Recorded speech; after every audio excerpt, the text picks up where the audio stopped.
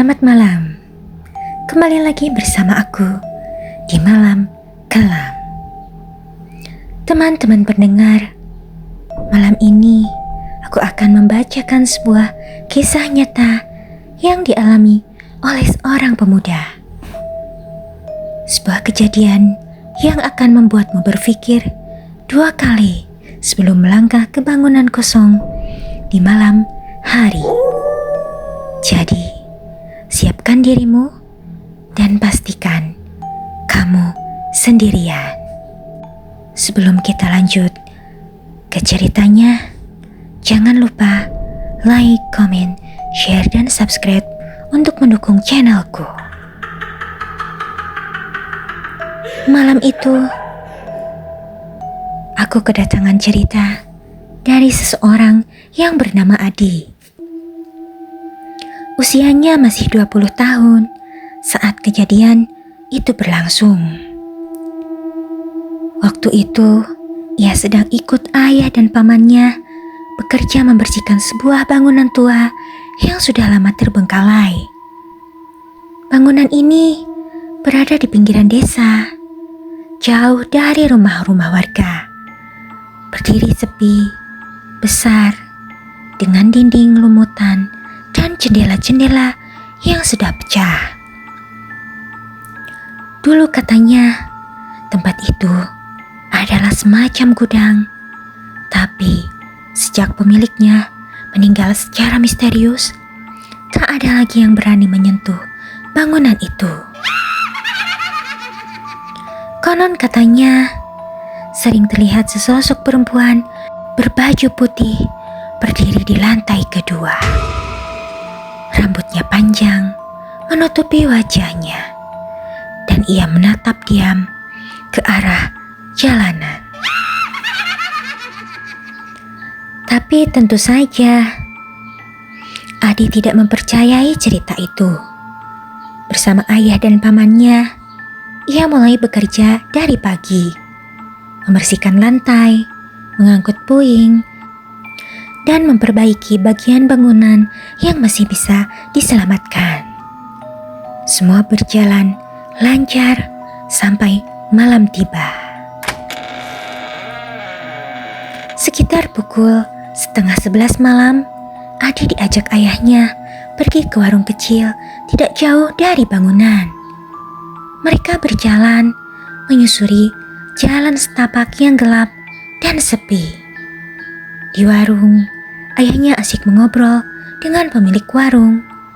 Sementara Adi berdiri di luar, memainkan ponsel sambil menunggu.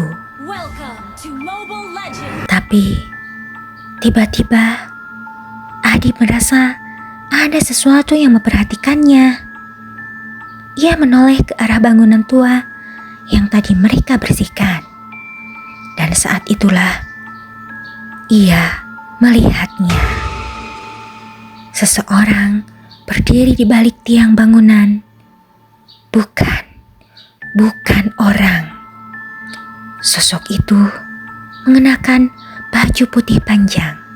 Rambutnya terurai sampai menyentuh tanah, menutupi seluruh wajahnya. Awalnya, Adi pikir itu hanya bayangan.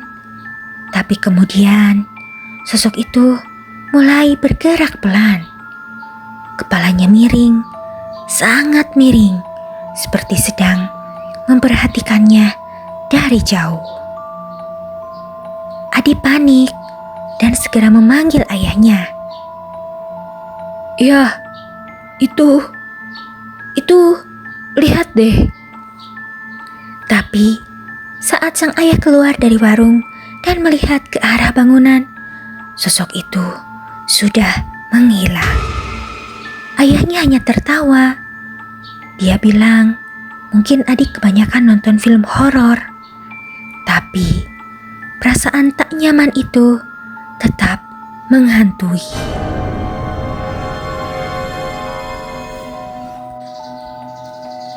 Mereka kembali ke bangunan untuk menjemput paman yang masih berada di lantai 2. Tapi saat tiba, suasananya sangat sunyi. Tak ada suara jangkrik, tak ada angin, seolah dunia berhenti bernafas. Mereka memanggil paman dari bawah, tapi tak ada sahutan. Maka mereka pun naik dan menemukan sang paman berdiri mematung di sudut ruangan. Wajahnya pucat dan tubuhnya menggigil. Dengan suara pelan, pamannya berkata, Dia ada di balik tiang. Rambutnya panjang sekali. Dia senyum sama aku. Mukanya gak ada, cuma hitam.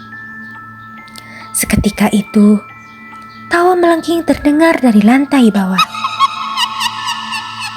Sangat keras, nyaring, dan bukan tawa manusia. Adi, ayah, dan pamannya langsung lari menuruni tangga. Tapi saat sampai di pintu itu, pintu tua itu tertutup sendiri. Dengan dentuman keras, mereka tak sempat melihat siapapun. Tapi langkah kaki berat terdengar dari belakang mereka. Perlahan mendekat, mereka akhirnya berhasil keluar dan langsung berlari menjauh. Sejak malam itu, mereka tak pernah kembali ke bangunan itu. Paman Adi jatuh sakit keesokan harinya. Demam tinggi selama seminggu penuh. Dalam tidurnya, ia sering mengigau sambil berkata, Jangan ikuti aku. Jangan ikuti aku. Teman-teman, kisah ini nyata dan kejadian seperti ini bukan pertama kali terjadi di bangunan itu. Hingga sekarang tak ada yang berani menempatinya. Dinding-dindingnya sudah mulai usang. Tapi mungkin ia masih menunggu seseorang untuk menemaninya. Dan jika suatu malam kamu lewat di depan bangunan tua yang terlihat kosong, dan kamu melihat sekelebat putih di balik tiangnya, jangan berhenti, jangan menoleh. Teruslah berjalan, karena bisa jadi dia sedang memanggilmu.